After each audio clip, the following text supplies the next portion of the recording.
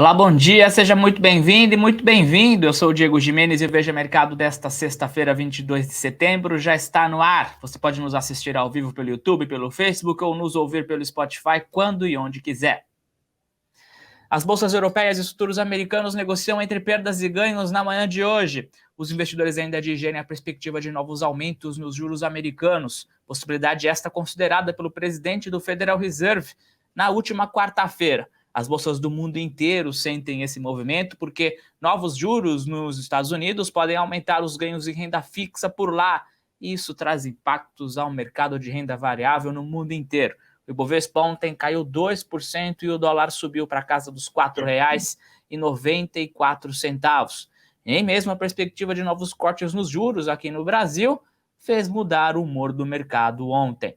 Para conversar comigo sobre esses assuntos, recebo no Veja Mercado de hoje a economista-chefe da Armor Capital, Andréa Dabico. Andréa, seja muito bem-vinda ao nosso programa, é um prazer tê-la aqui conosco.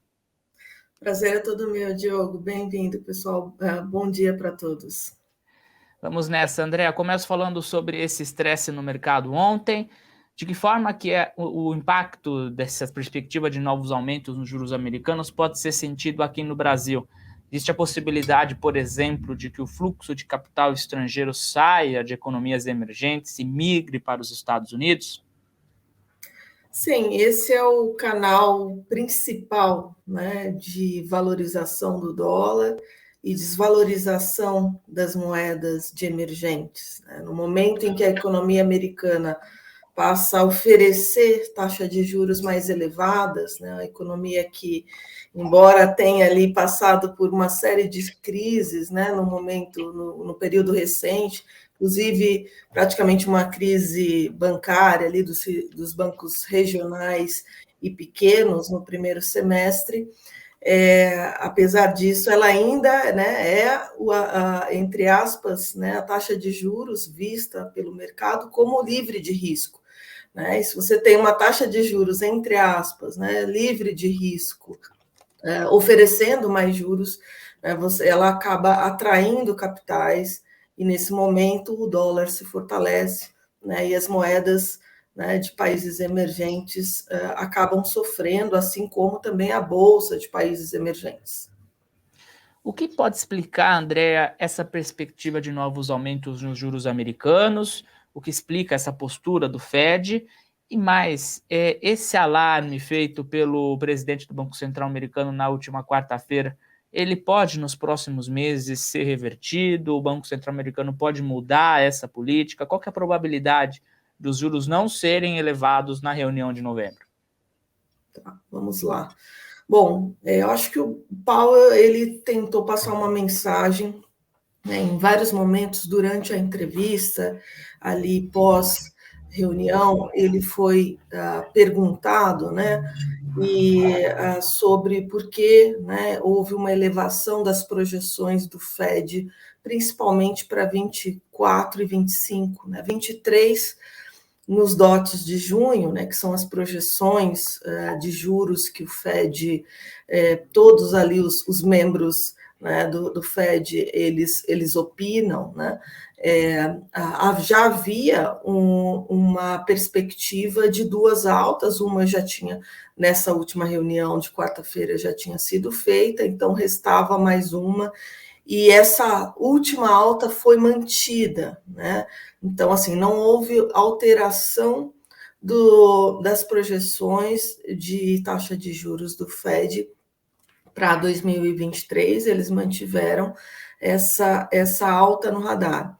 O que ocorreu foi uma elevação bastante significativa, de 50 pontos, nas taxas de juros projetadas pelo Fed para 2024 e 2025. Tá?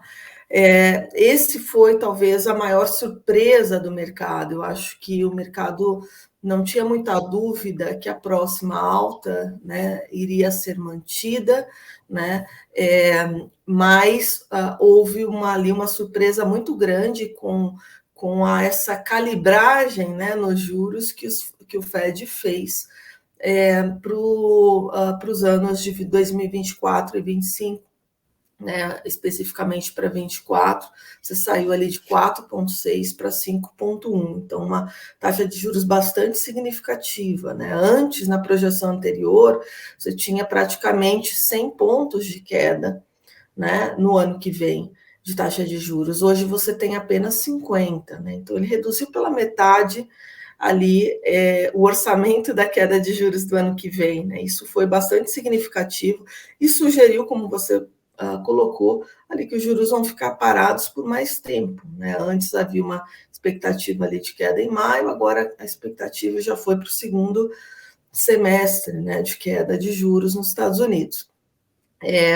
Mais especificamente, né, o impacto disso, como eu já falei, né, na outra resposta, né, com juros mais elevados, lá você tem, né, um efeito ali, tanto de atração de capitais, né, os juros mais elevados, e isso acaba influenciando a moeda de países emergentes, acaba influenciando também ali os ativos de risco de forma geral, então bolsas, algumas commodities também mais sensíveis acabam sentindo. Então, esse é o impacto, digamos, mais imediato sobre os mercados, sobre a atividade, obviamente, o objetivo do Fed, né, de levar os juros mais elevados, deixar os juros mais elevados por mais tempo, exatamente gerar uma desaceleração na atividade que garanta a convergência da inflação para a meta. Agora, um ponto interessante, né, retomando ali as respostas do Powell no momento em que ele foi questionado, né, sobre o porquê, né, que ele elevou os juros para um patamar mais forte, mais elevado em 24 e 25, a resposta dele foi exatamente porque eles estão vislumbrando uma atividade mais forte. Ele até reconheceu os avanços recentes da inflação, embora não esteja na meta ainda, mas reconheceu que os últimos 3 dados de inflação foram bons na visão do Fed, mas que as surpresas com a atividade econômica, né, demandam taxa de juros mais elevadas, né, uma perspectiva de uma atividade econômica mais resiliente, demanda juros mais elevados, né, e por isso que eles fizeram essa calibragem bastante agressiva aí nos DOTs, tá? Então, acho que esse é um ponto. Sobre especificamente a reunião de novembro, né, se há espaço para eventualmente não ter uma nova alta, o Fed até deixou essa porta aberta, né? Eu acho que eu diria que o plano de voo deles, como eles próprios colocaram ali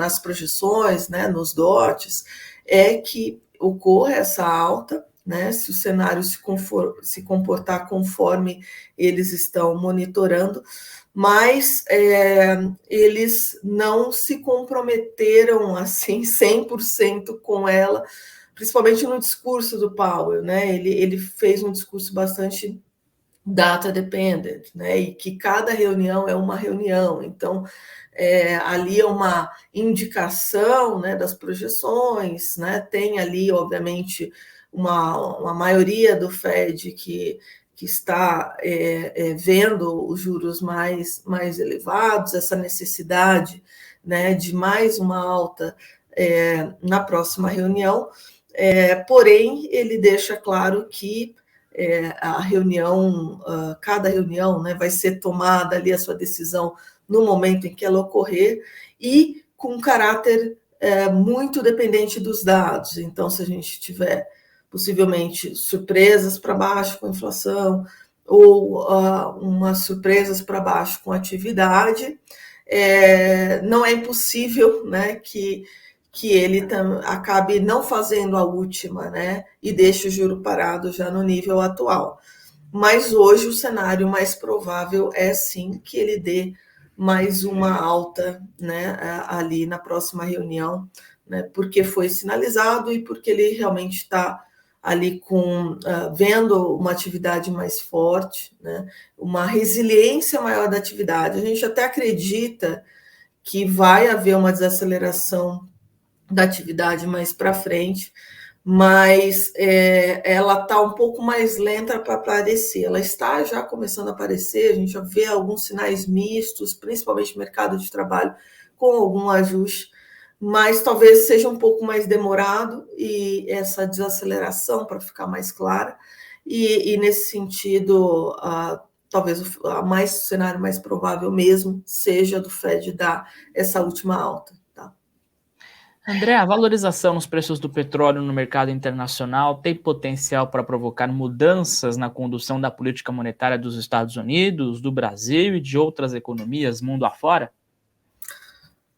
Sem dúvida que sim, né? Sem dúvida que sim. Eu acho que nos manuais aí de macroeconomia, né, o Banco Central ele não deve combater o efeito primário de um choque de petróleo, de um choque de commodities, de um choque de oferta, que é o que a gente está, de certa forma, vivendo agora, né, uma restrição aí na oferta que está jogando esses preços para cima.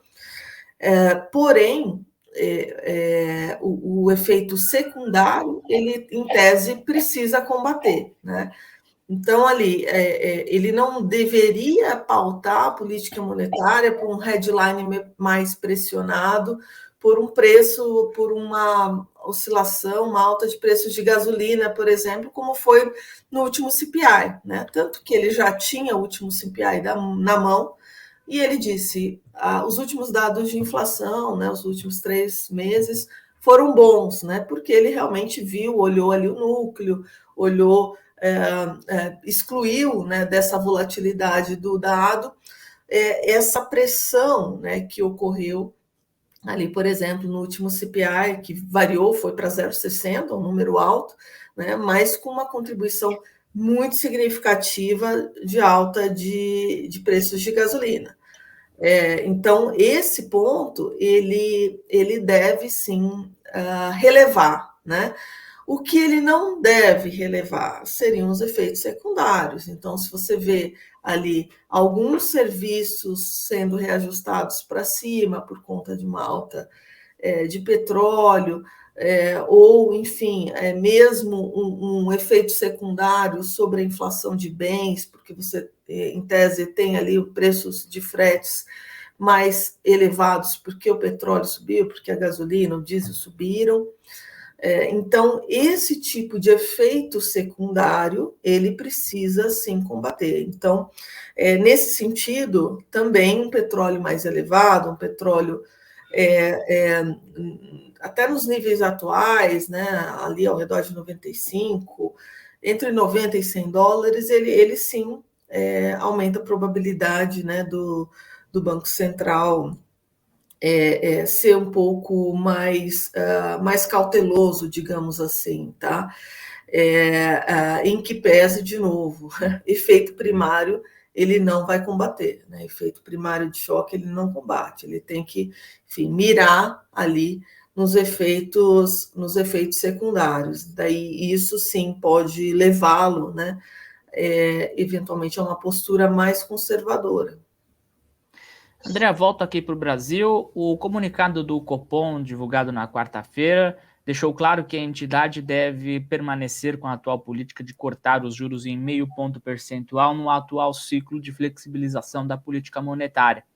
Isso pode ter frustrado o mercado que tinha começado a pensar em cortes de 0,75 depois da inflação de agosto, ou essa probabilidade ela é muito pequena e foi uma medida, uma empolgação do mercado precipitada? Tá.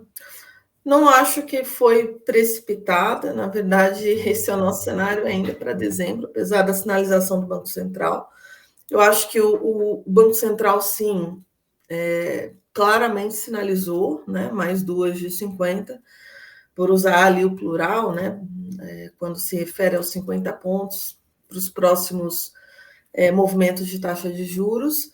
Então, a sinalização dele foi para o 50 pontos, sim, isso tem que ficar muito claro, né?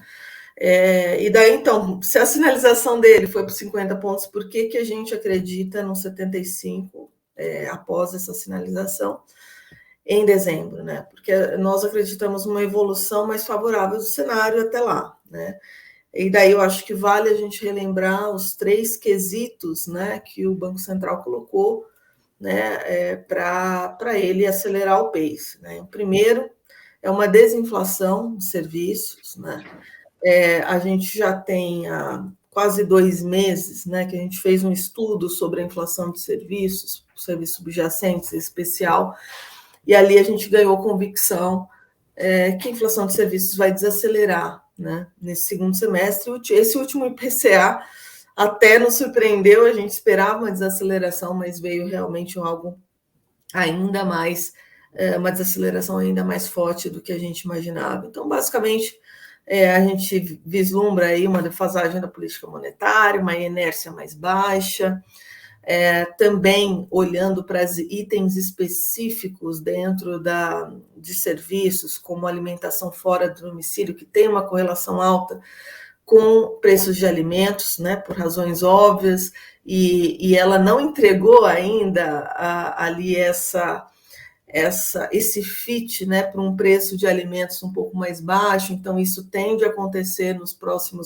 continuar acontecendo, na verdade, nos próximos meses, né? Mesmo quando a gente olha para consertos de automóveis, né, a gente vê que tem uma correlação, por exemplo, muito alta tanto com peças de automóveis, e então isso a gente vislumbra também um cenário mais benigno para a inflação de bens, né? Isso a gente já tem há bastante tempo também, exatamente por conta desses IGPs em deflação, em especial o núcleo do emprego industrial em deflação.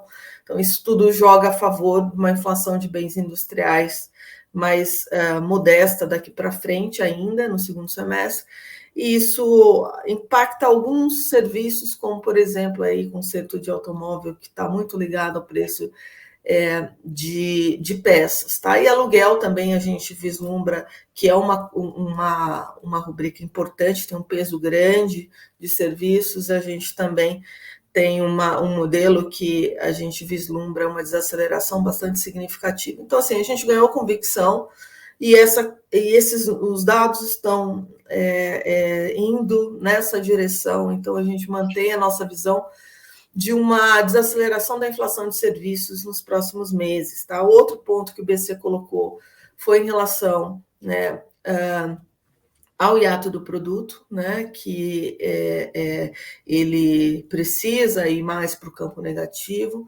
A gente tem isso nos nossos modelos, né? A gente foi surpreendido, sim, com uma atividade mais forte, bastante mais forte até no primeiro semestre do ano. Porém, a gente vislumbra uma desaceleração nesse segundo semestre, então, inclusive o Banco Central também tem um cenário, né, de desaceleração daqui para frente, e a gente também vislumbra aí tem uma visão mais construtiva sobre o PIB potencial, né, difícil dizer o número, mas ter convicção em um patamar, em um número específico para PIB potencial, mas a gente observa ali algumas evidências que nos faz acreditar que o PIB potencial talvez esteja um pouco mais alto. E daí, nesse sentido, né, e também utilizando o nosso modelo, a gente vê essa desaceleração, né, o hiato do produto indo mais para o campo negativo nos próximos meses. E isso, na nossa visão, tanto um hiato indo mais para o campo negativo, juntamente com uma surpresa inflacionária, a gente acredita que isso vai gerar alguma queda nas expectativas de inflação, e daí você tem as 3 condições, né? Não para a próxima reunião, mas principalmente para a reunião de dezembro, tá? Para a aceleração do pace. Andréa, essa valorização nos preços do petróleo que mencionamos há pouco e o chamado diferencial de juro entre Brasil e Estados Unidos, que tende a diminuir com essa perspectiva de novos aumentos na maior economia do mundo, esses 2 fatores podem influenciar a tomada de decisão do Banco Central aqui no Brasil? Assim, acho que a redução do diferencial de juros, né, ela em tese contribui para uma depreciação do câmbio, e o câmbio é uma variável importante no modelo do Banco Central para a projeção de inflação dele. Então, a resposta objetiva é sim, né?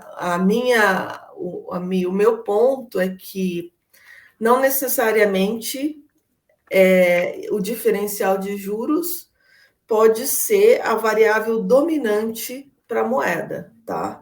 Eu acho que ela é uma variável importante, sim, tá? Mas não necessariamente ela deve ser a dominante, tá? E daí, quais seriam, né, as outras variáveis, né, que podem influenciar a moeda num sentido diferente, por exemplo, né? Porque uma queda do diferencial de juros em tese, contribui para uma depreciação da moeda, né? E isso, sem dúvida, que essa variável vai levar a moeda, vai puxar a moeda, né? Vai ser um vetor de depreciação da moeda. Mas a gente está vendo vetores de apreciação, né? Então, quais seriam os vetores de apreciação que podem ali, em tese, neutralizar parcialmente ou integralmente o efeito da queda do diferencial de juros? Acho que o primeiro deles é o crescimento, né? A gente acabou de falar aqui que nós tivemos uma queda, né? Ou melhor, uma surpresa positiva, né? Com crescimento no primeiro semestre do ano, né? Isso, inclusive, tem pautado, né, algumas discussões sobre PIB potencial, se a gente eventualmente pode estar ali está diante, de fato, ali de um PIB potencial um pouco mais elevado, né, dado ali as surpresas, e a gente não está falando só de uma surpresa do primeiro semestre desse ano, né, nos últimos, na verdade, 3, 4 anos, a gente foi surpreendido para cima com o crescimento da economia. Então, não é de agora essa surpresa com o crescimento, né? Então, por isso, ela já é mais longa e talvez isso a gente possa estar diante de um PIB potencial realmente um pouco mais alto, tá? Então, acho que tem esse elemento, sim, tá? De um PIB mais alto, que pode balancear, né, esse vetor de depreciação, né? E a moeda, uma economia que cresce mais, tende a atrair mais recursos para a Bolsa, mais recursos para investimentos diretos, né? Então, esse seria um canal, né, que pode balancear um pouco essa expectativa de depreciação. Outro deles é a queda de prêmio de risco, tá?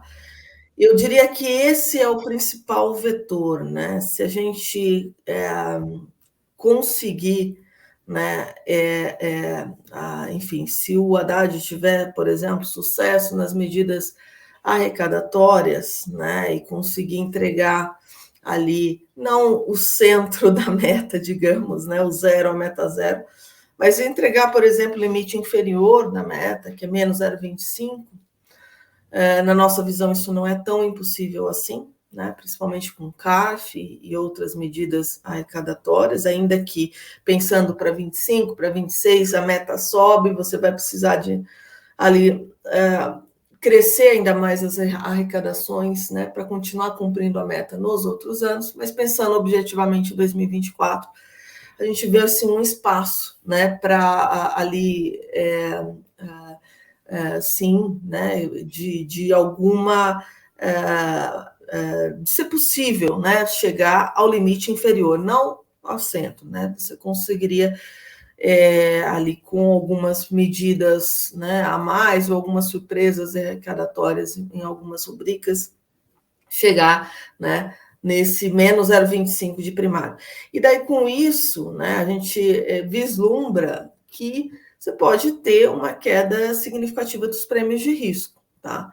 Então, tanto ali no CDS, mas também se a gente pensar em ali inclinação da curva, ou mesmo juros reais mais longos, tudo isso pode ter um efeito ali mais positivo e de fechamento, e com isso a moeda também tende, né, teria um vetor de apreciação, tá? Então, eu colocaria esses dois elementos, né, para balancear um pouco essa visão, né, de uma depreciação por conta do diferencial de juros, tá? André, para fechar o nosso programa, em dezembro o governo federal vai indicar mais 2 novos diretores ao Banco Central. Com isso, terá indicado 4 das 8 diretorias que votam no Copom. Essas alterações podem influenciar também na condução da política monetária e provocar que tipo de efeito no Copom? Olha, acho que os diretores que entraram, né, eles têm demonstrado ali um discurso mais alinhado, digamos, com o comitê, com a visão do comitê, né? Então, é óbvio que cada um tem seu viés, mais Dove, mais Rock, né? Então, a gente teria ali uma saída de 2 diretores que votaram pelos 25 pontos, né, no dissenso ali da primeira reunião de agosto, de queda de juros. Então, em tese, né, a gente teria uma saída de 2 diretores que foram, né, que se comportaram, né, ali em agosto com um viés mais duro, né?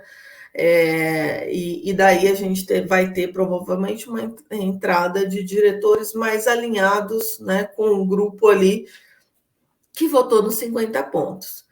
Então, assim, de novo, acho que ainda vai, acho que a grande, o desempate, né, fica ali realmente, provavelmente, com o presidente do Banco Central, com a visão dele, que, na minha visão, ele, enfim, tomou a decisão que ele achou que devia tomar, né?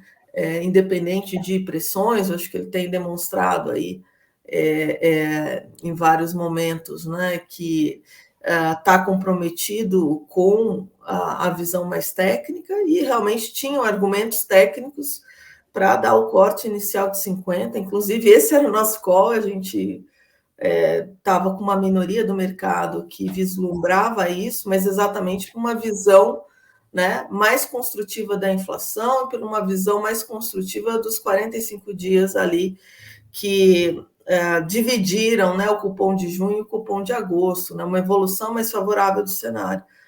Então, a gente foi muito nessa linha de tentar antever o voto, né, do Roberto Campos. Eu acredito que ele, vendo que existem condições técnicas para os 75, né, ele vai votar pelos 75, né, como ele já fez ali pelos 50. E, de novo, o nosso voto de 75, a nossa projeção de 75 em dezembro, não é uma projeção por fatores políticos, né? Não é por isso, é uma projeção por critérios técnicos, porque a gente acredita que a inflação vai desacelerar, a gente tem uma visão mais construtiva que o mercado para a inflação de serviços, porque a gente acha que o hiato vai ficar negativo, porque a gente acha que o Focus pode ceder um pouquinho, né? Não muito, mas um pouco. E daí, nesse sentido, a gente teria as condições técnicas para acelerar o pace em dezembro, né? E daí, obviamente, as reuniões seguintes manteriam esse pace de 75, né? Já com a nova diretoria, mas a gente acredita que a diretoria atual, em dezembro, vai para os 75, independente de uma questão política, né? É óbvio que, a partir do ano que vem, você tem, né, um colegiado mais ali com, entre aspas, né, bem entre aspas, né, com um perfil mais, teoricamente, mais Dove, isso facilita, né, o 75, mas, de novo, o nosso 75 não é político, o nosso 75 é um 75 em dezembro e com razões técnicas para dar, tá? Tá certo, André. Quero agradecer sua presença aqui no Veja Mercado. O papo foi ótimo e as portas estão sempre abertas. Até uma próxima. Até uma próxima. Até mais, Diego. Valeu, até mais. Até Antes de mais. encerrar o Veja Mercado, vamos às últimas atualizações e ao que será assunto ao longo do dia. Hoje é o dia seguinte de um dia de muito estresse nos mercados no mundo inteiro. O Ibovespa ontem caiu 2% e o dólar subiu para 4,94 em razão da perspectiva de novos aumentos nos juros americanos. Passando brevemente para os indicadores, o dólar comercial abriu o dia em queda de 0,5%, cotado a R$ 4,91. Já os futuros do índice Bovespa, que mede a temperatura do mercado antes da bolsa abrir, negociam em alta de 1%. Ponto final nesta edição do Veja Mercado. Quero agradecer a sua companhia, a sua audiência e lembrá-lo sempre que o nosso programa vai ao ar de segunda a sexta, ao vivo a partir de 9 horas da manhã no nosso YouTube e no nosso Facebook, mas você também pode nos ouvir pelo Spotify quando e onde quiser. O Veja Mercado é oferecido pela JHSF. Te desejo um ótimo final de semana, um bom descanso e até semana que vem.